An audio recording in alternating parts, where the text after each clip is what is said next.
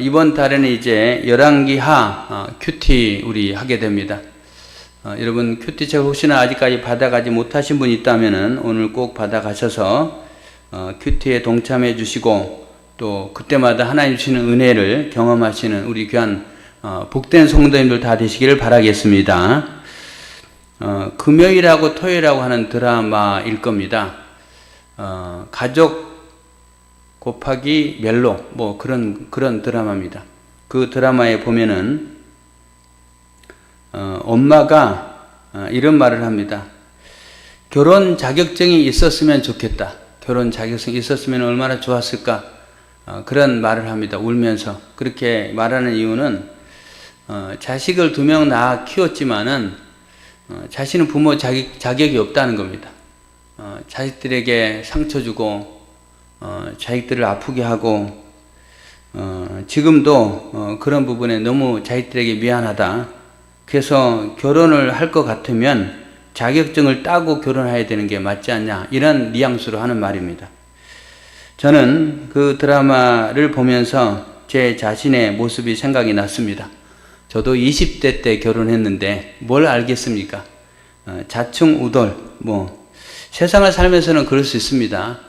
그런데 자녀를 낳았고 그 자녀를 이제 돌봐야 되는데 거의 제 아내가 다 하고 저는 별로 이렇게 그런 부분에 도와주지 못했던 것 같습니다.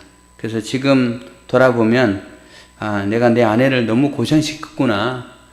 내가 아버지로서의 역할, 또 남편으로서의 역할, 그런 역할을 참 잘 못했구나 라는 부분에 미안한 마음 들곤 합니다. 여러분, 뭘 말하는 겁니까? 우리가 알 때는 잘할 수 있지만 모르면, 무지하면 제대로 못할 수 있다는 겁니다. 그래서 결혼에 관한 부분도 알고 하는 게 바람직한 모습이고, 또 사랑에 관한 부분도 마찬가지입니다. 사랑이 뭔지, 남녀 간의 사랑, 이성 간의 사랑조차도 뭔지 알고 공부하고 사랑하면 훨씬 더 후회를 안 하게 되는 그런 삶의 모습이 된다는 겁니다. 신앙도 마찬가지입니다. 이 세상의 삶도 알고 있는 것과 모르고 있는 것은 차이가 있듯이 신앙도 우리가 이제 바른 신앙이 어떤 모습인가 그것을 아는 것과 또 알지 못하고 신앙생활하는 것은 분명하게 다르다는 겁니다. 그 다른 것은 자신의 인생에만 그런 거에 대해서 결과가 나타나는 것이 아니고 다른 사람에게도 그런 영향을 끼칠 수 있다는 겁니다. 그래서 내가 신앙생활을 잘하면 다른 사람을 선한 길로 인도할 수 있고 또 구원에 이르게 할 수 있고, 내가 신앙생활, 하나님 말씀을 제대로 알지 못하면 나도 망할 수 있고 다른 사람도 천국에 들어가지 못하게 막을 수도 있고 라는 부분들을 살펴볼 수 있겠습니다. 오늘 본문에 살펴보는 이 아하시아라는 왕, 북이스라엘의 8대 왕인데요. 이 아하시아 라는 왕의 모습을 보면서 그런 부분들을 살펴볼 수 있겠습니다. 1절과 2절에 보면은 아합이 죽은 후에 모압이 이스라엘을 배반하였더라. 아하시아가 사마리아에 있는 그의 다락 난간에서 떨어져 병들매. 여기까지 살펴본다면 아합이 죽었습니다. 아하시아는 누구냐면 아합 왕의 아들입니다. 아들. 아버지가 죽었어요. 그 다음에 아버지가 죽고 그 다음에 모압이라는 나라가 배반합니다. 그 다음에 세 번째, 자기 자신에게도 문제가 생깁니다.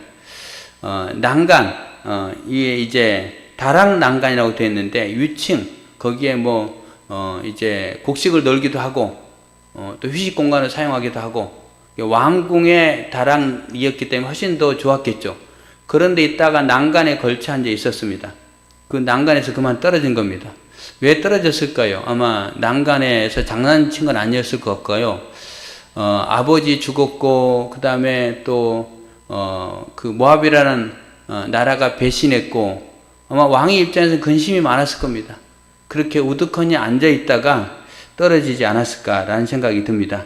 그런데 떨어져 병들었는데 그 병이요, 심각한 병이었습니다. 치료가 사실 쉽지 않는 병의 모습이었습니다.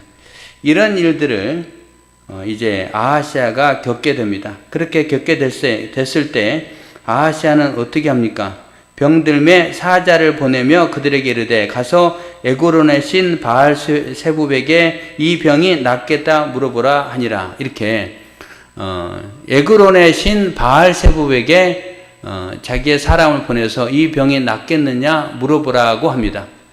여러분, 아하시아는 북이스라엘고 그리고 또 하나님을 믿는 백성입니다. 그러므로 하나님께 물어봐야 되고 또 하나님의 제사장, 하나님의 선지자에게 물어봐야 되는데 그렇게 물어보지 않고 바알세붑에게 갔습니다. 이 바알세붑은 이제 이방인의 신이고 그 다음에 파리의 신이고 또 질병을 다스리는 신, 그런 개념이 있는 신의 모습이었습니다. 오늘날로 치면은 마치 점쟁이와 같습니다.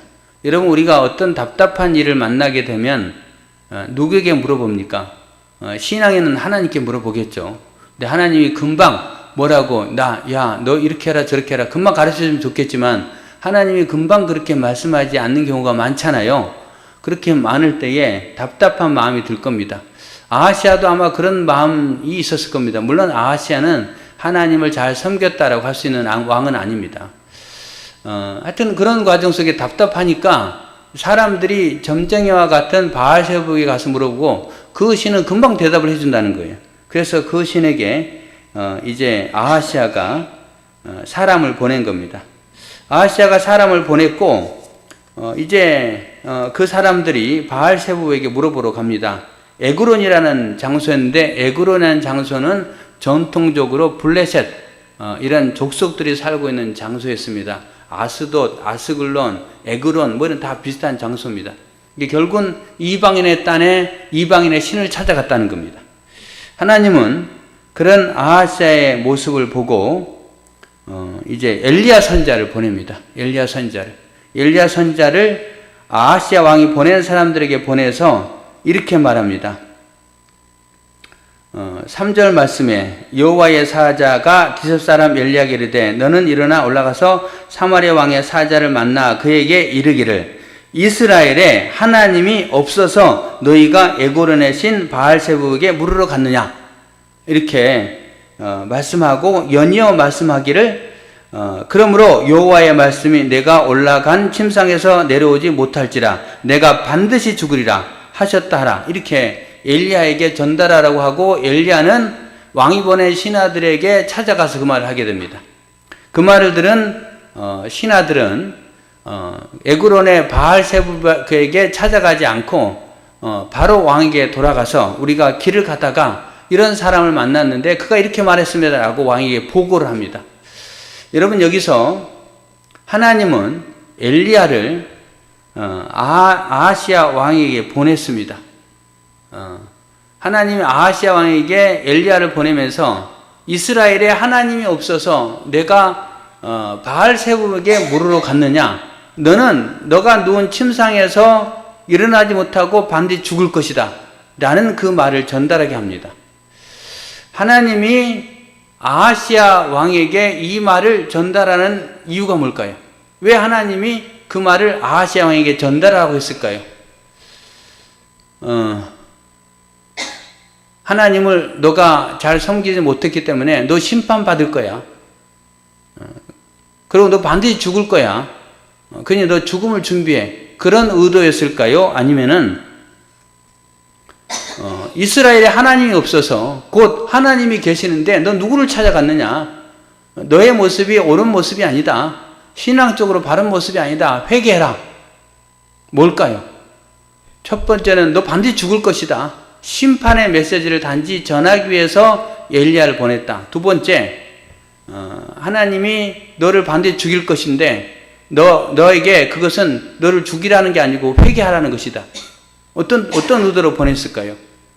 두 번째 의도입니다. 두 번째, 하나님이 히스기야 왕에게도 선지자를 보내죠. 너가 죽을 것이다. 히스기야 왕이 어떻게 합니까? 하나님 앞에 통곡하며 기도하잖아요. 하나님 저를 살려주십시오. 히스기야가 그렇게 기도했습니다. 아하시아는 어떻게 반응합니까? 그렇게 반응하지 않습니다. 어떤 사람이 왕이 반드시 죽을 것이다 라고 이야기를 했습니다. 라는 보고를 들은 아하시아는 그렇게 말하는 사람의 인상착의가 어떻게 되냐 물어봅니다. 그래서 이제 봤던 사람들이 그 사람의 몸에는 털이 많고요. 그 다음에 허리에 가죽들을 띄었습니다. 라고 이야기합니다. 털이 많았다. 그 사람의 몸에. 예, 그는 털이 많았다는 것보다는요, 그 사람이 털옷을 입었다라는 의미입니다. 털옷. 그러니까 가죽 옷을 입은 거죠. 뭐 양가죽이라니 그런 가죽. 그걸 입었고 그 다음에 허리에 가죽들을 띄었다. 이런 말인데, 여러분 누가 연상이 되죠? 예, 예, 할렐루야. 세례 요한하고 비슷해요. 그래서 세례 요한이 나중에 엘리야의 그 모습과 같이 활동하는 그런 부분들이 기록되어 있습니다. 여러분, 엘리야는요, 왜 그렇게 옷을 입었을까요? 사실은 엘리야는 어쩌면 그가 권력도 누릴 수 있었고 또 필요한 그런 부도 누릴 수 있는 사람이었습니다. 왜냐하면은 이 사건 전에 아합이 왕으로 있을 때 그 나라에 3년 6개월 흉년이 들었고, 그때 이제 엘리야 선지자가 왕에게 제안해서 누가 참 신인가, 저 우상 숭배 제사장들과 내기하자. 그래서 갈멜산을 내기해서 이기잖아요. 그리고 왕에게 또 이야기하잖아요. 왕이시여, 지금 큰 비가 내릴 거니까 빨리 마차를 몰고 사마리아 성으로 돌아가십시오. 이런 과정을 통해서 아합의 입장에서는, 야, 엘리야 저 선지자 대단한 선지자다. 너에게 필요한 게 뭐냐? 라고 요구했을 거고, 엘리야는 충분히 요구할 수 있었잖아요. 그러면 나에게 오늘날 치면은 적어도 교회 한 50억짜리 교회 건물 하나 지어주고, 또 이렇게 우리가 살 수 있는 공간, 뭐 그 목회자 숙소도 많이 마련해 주고, 그 다음에 또 연금도 좀 주고, 이렇게도 요구할 수 있었는데 그렇게 하지 않습니다. 그는 단지 갈멜산을 중심으로 그리고 광야에서 그렇게 털옷을 입고 그리고 가죽들을 띠고, 이렇게 신약시대 세례 요한과 같은 그런 검소한 모습으로 하나님의 말씀을 전하는 선지자였습니다. 이 엘리야의 모습입니다. 엘리야의 모습. 하여간 이제 다시 돌아와서 아하시아 왕에게 아하시아 왕은 인상착의를 물어봤고, 그 인상착의가 이래이랬습니다 라고 말합니다. 아하시아는 그게 엘리야인지 압니다. 그래서 이제 엘리야를 데리고 오라고 합니다. 정중하게 데리고 오는 과정은 아마 그의 그냥 신하들을 보내가지고 엘리야에게 정중하게 와서 나를 위해서 기도해 주십시오. 하나님이 그렇게 말씀하신 게 진짜 맞습니까? 뭐 이렇게 물어봐야 되는데, 아하시아는 그렇게 하지 않습니다. 아하시아는요, 군사들을 보냅니다.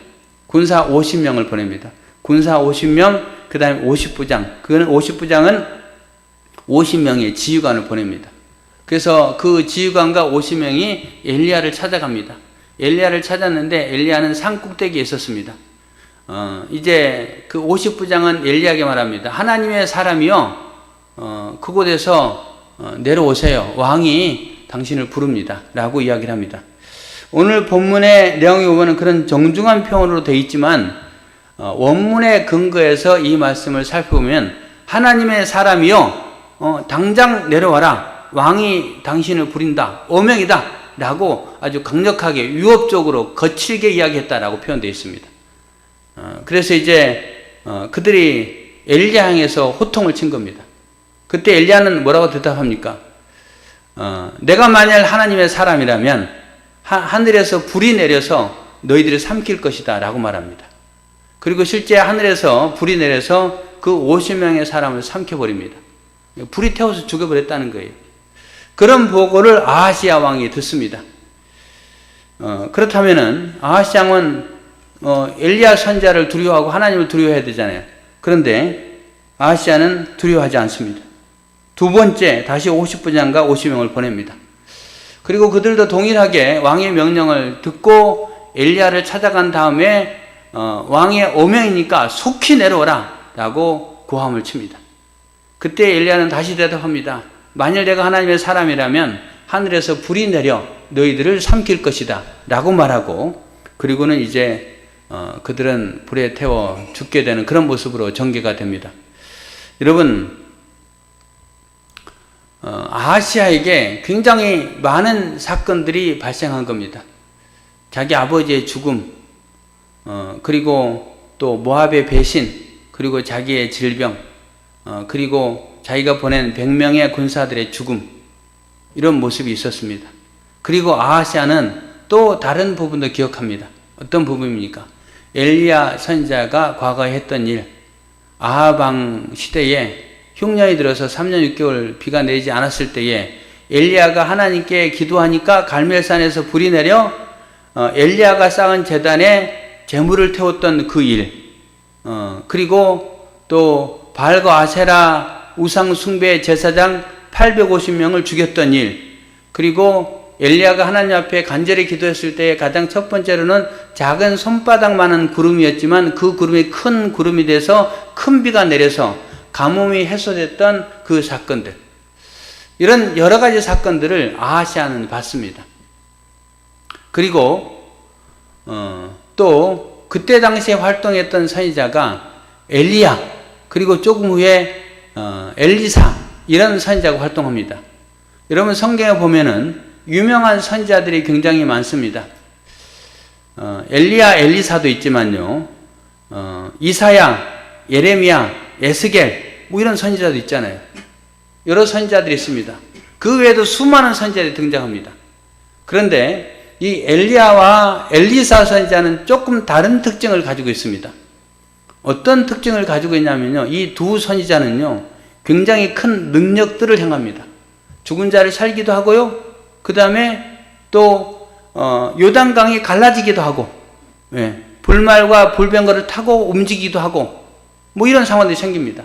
엘리야가 아합 왕에게 큰 비가 내릴 것입니다, 사마리아 성으로 빨리 돌아가십시오 라고 말했을 때 엘리야는 갈멜산에 있었는데 아합은 마차를 타고 사마리아에 갔는데 나중에 보니까 엘리야도 더 빨리 내지 거의 동시에 도착한 거예요.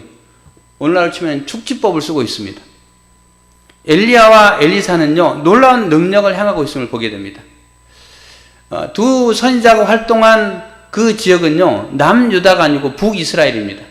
북이스라엘은 19명의 왕들이 있었는데 모두가 다 악한 왕이었어요.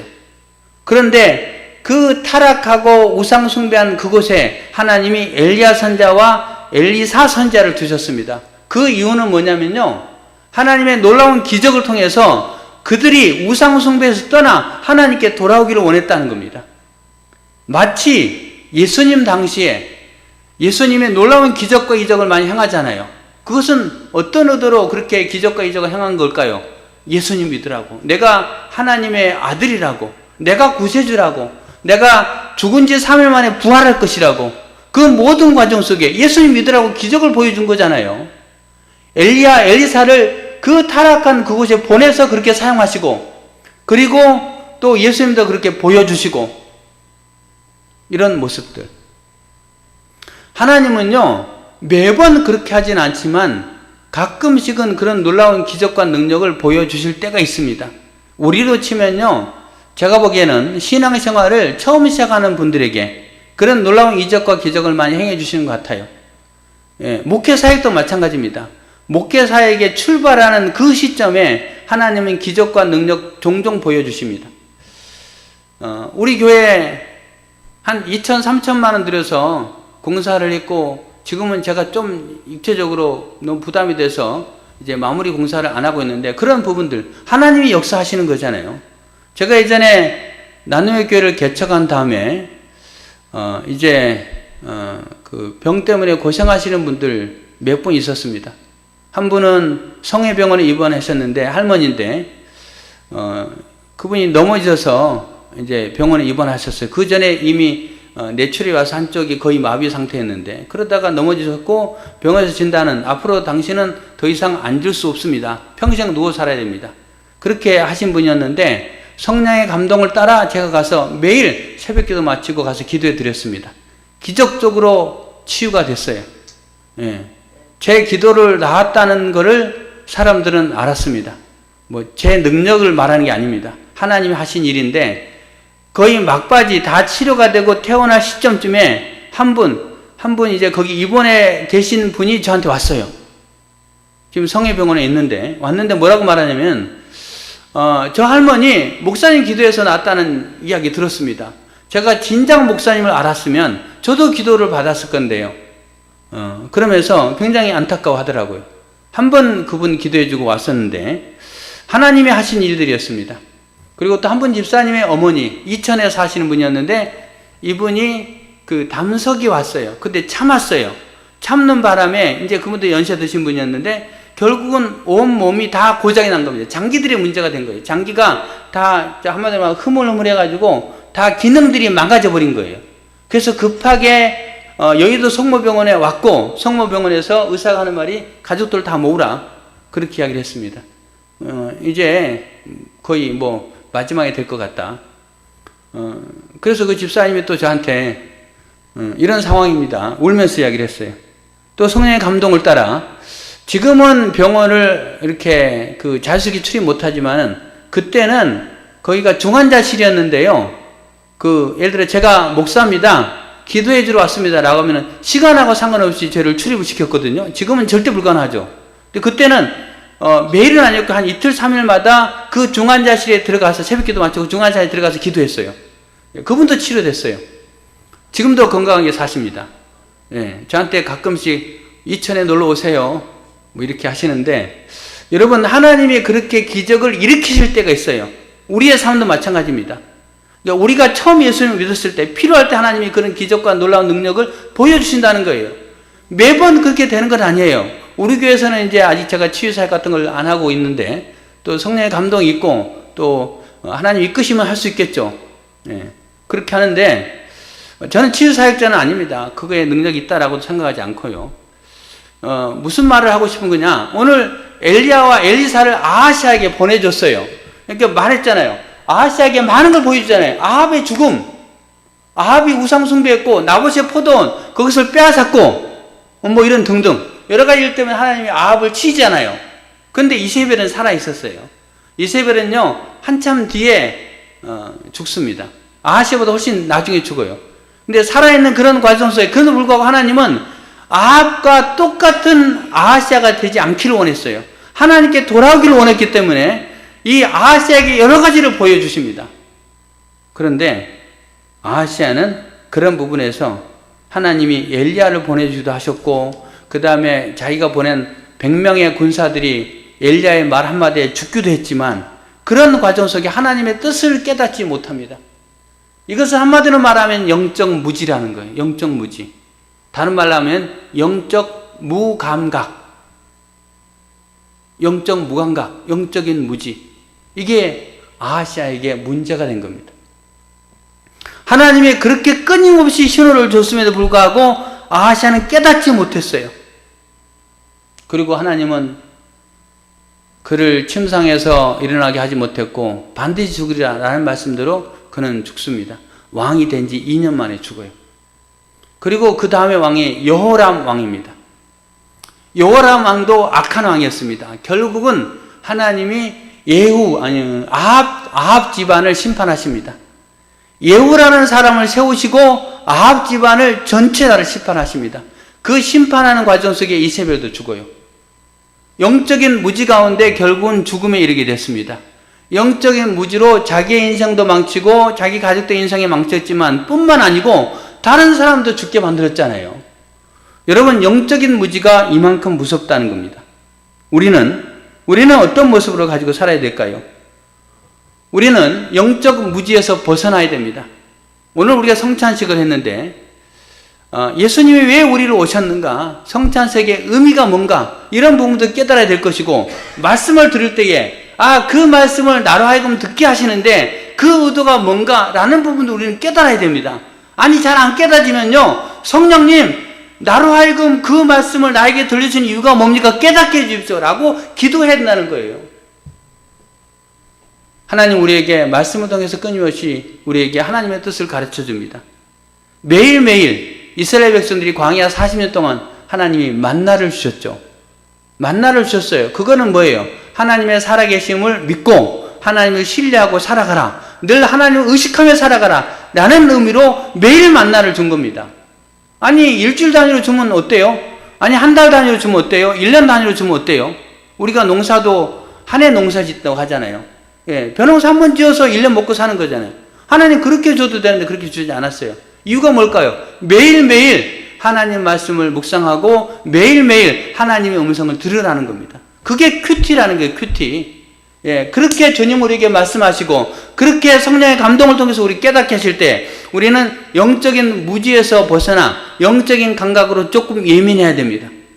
하나님의 뜻이 뭘까? 귀를 기울여야 되고 하나님의 뜻을 알고 그 뜻에 반응해야 된다는 거예요. 믿음으로 반응하고 우리의 삶을 바꿔나가야 된다는 겁니다. 그렇게 하지 않으면 우리도 망할 수 있고 다른 사람도 망하게 할 수 있다는 거예요. 영적인 감각에 뛰어난 존재들, 뛰어난 사람들은 누구였을까? 제가 성경을 묵상하면서 누구를 생각했냐면요, 에녹과 무두셀라와 노아를 생각했습니다. 에녹이 삶을 살아가는 과정 속에 65세 됐을 때 하나님이 그에게 말씀하십니다. 이 세상이 너무 타락했고 내가 이 세상을 심판할 것이다 라고 말씀하십니다. 그렇게 말씀하실 때에 누가 태어나냐면 무두셀라가 태어났습니다. 그래서 무두셀라가 태어났는데 그 이름의 뜻은요, 그가 죽으면 세상에 심판이 온다 라는 그런 뜻의 아들의 이름을 지었습니다. 그가 죽으면 세상에 심판이 온다. 그게 무두셀라라는 이름의 뜻입니다. 에녹은 태어난 그 자식의 이름을 그렇게 짓고 그 이후에 300년 동안 하나님과 동행합니다. 그리고 그가 365세가 됐을 때 하나님이 에녹을 불러갔습니다. 죽음을 보지 않고 불러갔어요. 왜? 에녹이 영적으로 무지한 가운데 있는 것이 아니고 하나님의 말씀을 듣고 반응했고 하나님과 300년 동행했기 때문에 하나님이 그를 데려가신 겁니다. 그는 영적으로 깨어있는 사람이었어요. 무두셀라 969세를 삽니다. 성경에 나온 인물 중에서 가장 오래 산 인물입니다. 그는 어떤 마음을 가지고 살았을까요? 무두셀라는 내가 죽으면 세상에 심판이 온다, 종말이 있다 라는 걸 깨닫고 믿음 가운데 살지 않았겠습니까? 그리고 이제 무두셀라의 아들이 라멕, 그리고 라멕의 아들이 노아입니다. 노아. 무두셀라와 노아는 손자입니다. 노아가 이제 480세 됐을 때 하나님이 노아에게 오십니다. 이 세상에 있는 혈육을 가진 많은 사람들이 부패하였도다 라고 하나님 말씀하십니다. 그러면서 내가 심판하겠다라고 말씀하십니다. 너는 그리고 방주를 지어라 라고 말씀합니다. 노아는 그 말씀에 순종합니다. 그래서 노아가 120년 동안 방주를 짓습니다. 노아의 세 아들이 있는데요, 셈, 함, 야벳이 있습니다. 성경에 보면은 창세기 5장, 6장쯤에 보면요, 노아가 500세 때에 셈, 함, 야벳을 낳았더라라고 되어 있습니다. 500세 때에. 노아는 480세 때 하나님 말씀을 드렸고 120년 동안 방주를 지었어요. 그런데 500세 때에 셈, 함, 야벳을 낳았더라라고 되어 있습니다. 그러면 그 말씀을 먼저 들었던 것 같아요. 예. 그 연대선에 근거한다면. 그리고 셈, 함, 야벳은 나중에 태어나가지고 이제 자라기 시작하는 겁니다. 아마 500세 되던 때에 세 번째 자식을 낳지 않았을까. 그렇게 상상이 됩니다. 그게 짐작이 돼요. 그렇게 하고 노아는 이제 600세 될 때에 하나님이 심판을 하시고 홍수가 내리죠. 여러분, 그때까지 사람들은 마태복음 예수님의 말씀하시는 걸 보면은 사람들이 먹고 마시고 장가가고 시집가고 그렇게 했다라고 표현되어 있습니다. 그렇게 할 때에 노아는 깨어있는 삶을 살았다는 거예요. 그렇게 깨어있는 삶을 살았고 수많은 사람들이 노아가 산 꼭대기에 방주를 짓는 것을 보고 비웃었지만 노아는 영적으로 무지한 사람이 아니고 영적으로 깨어있는 사람이었기 때문에 그가 방주를 지으면서 신실한 모습을 지켰다는 겁니다. 그리고 600세에 홍수가 나죠. 무두셀라하고는 무슨 상관이 있을까요? 무두셀라가 969세를 살았을 때 그때 당시가 노아의 나이가 600세였습니다. 무두셀라가 죽고 바로 노아 홍수가 발생했습니다. 무두셀라는 어떻게 일까요? 무두셀라는 똑같이 노아를 욕했을까요? 자기 손자를 욕했을까요? 욕하지 않았을 거예요. 노아가 방주를 짓는 부분에 용기와 힘을 주고 같이 동역했을 거다라고 짐작이 됩니다. 그 세 사람, 중간에 라멕은 빠져 있고요. 에녹과 무두셀라와 노아, 이 사람은 영적으로 깨있는 사람이었고 마지막 종말을 준비하는 사람이었습니다. 이것에 대해서 예수님이 마태복음 24장에 이렇게 말합니다. 홍수 전에 노아가 방주에 들어가던 날까지 사람들이 먹고 마시고 장가들고 시집가고 있으면서 홍수가 나서 그들을 다 멸하기까지 깨닫지 못하였으니 인자의 임함도 이와 같으지라. 노아 때 깨닫지 못했던 것 같이 인자의 임함도, 예수님의 임하는 것도 이와 같을 것이다 라고 말합니다. 그때에 두 사람이 밭에 있음에 한 사람은 데려가고 한 사람은 버려둠을 당할 것이요, 두 여자가 맷돌질을 하고 있음에 한 사람은 데려가고 한 사람은 버려둠을 당할 것이니라, 이렇게 말합니다. 영적으로 깨어있는 사람은 데려갈 것이고 영적으로 무지한 사람은 버려둠을 당할 것이다. 마지막 시대의 모습이고, 오늘 우리는 마지막 시대에 살아가고 있잖아요. 그렇다면 영적인 무지 가운데 버려둠을 당하는 사람이 돼서는 안 될 것이고, 영적인 무지 가운데 아하스야와 같이 자기도 죽고 다른 사람도 죽게 만드는 그런 사람이 돼서는 안 된다는 겁니다. 우리는 영적으로 깨 있어야 돼요. 영적으로 무감각해서는 안 됩니다. 그냥 먹고 마시고 시집가고 장가가고, 그런데 내 마음 뺏기고, 그런데 내가 온통 신경 다 쓰면서 영적으로 뭐 해야 되는가? 그걸 잊어버리면 안 된다는 거예요. 예, 지금은 뭐예요? 지금은 하나님의 은혜의 때고, 지금은 자다가 깰 때라는 겁니다. 지금은 기도해야 될 때라는 거예요. 여러분, 우리 교회 얼마나 기도가 부족합니까? 예, 저는 기도가 많이 부족하다고 생각합니다. 그래서 가끔씩 금요 심야 기도를 다시 부활해서 기도를 할까? 뭐 이런 생각도 가져보고, 또 새벽 기도 시간에 많이 나와서 함께 기도하면 얼마나 좋을까? 지금 우리 교회 온 지 제가 2년 됐는데 여전히 저와 제 아내 둘이서만 새벽 기도를 하니, 예. 여러분, 기도 쉬운 일이 아닙니다. 오랜 시간 동안 많이 기도해야 됩니다. 여러분, 기도하지 않고 하나님의 은혜를 바란다는 것 조금 이거는 하나님 은혜는 거저주는 것이지만은, 기도하지 않고 교회가 부흥하고 기도하지 않고 수많은 영혼들을 구원하고, 그거는 약간 바람직하지 않는 심보 아닐까요? 우리는 기도해야 됩니다. 기도하면서 영적으로 깨 있어야 되고, 말씀 보면서 영적으로 깨 있어야 돼요. 그런 삶이 우리 가운데 필요하다는 거예요. 여러분, 영적인 무지 가운데 있지 않는가? 우리 자신들을 돌아보고, 만약에 그런 부분에 아직도 내가 영적으로 무지하고 영적으로 무감각하다면 다시 하나님 말씀에 집중하시길 바랍니다. 성령님의 은혜를 사모하시길 바랍니다. 기도에 힘쓰시길 바랍니다. 그래서 영적인 회복, 영적으로 깨어있는 삶이 돼서 하나님의 뜻을 알고 마지막 때를 준비하고 수많은 영혼들을 망하게 하는 게 아니고 수많은 영혼들을 구원하는 일에 여러분 귀하게 쓰임받는 우리 성도님들 다 되시기를 예수님의 이름으로 축원합니다. 네, 함께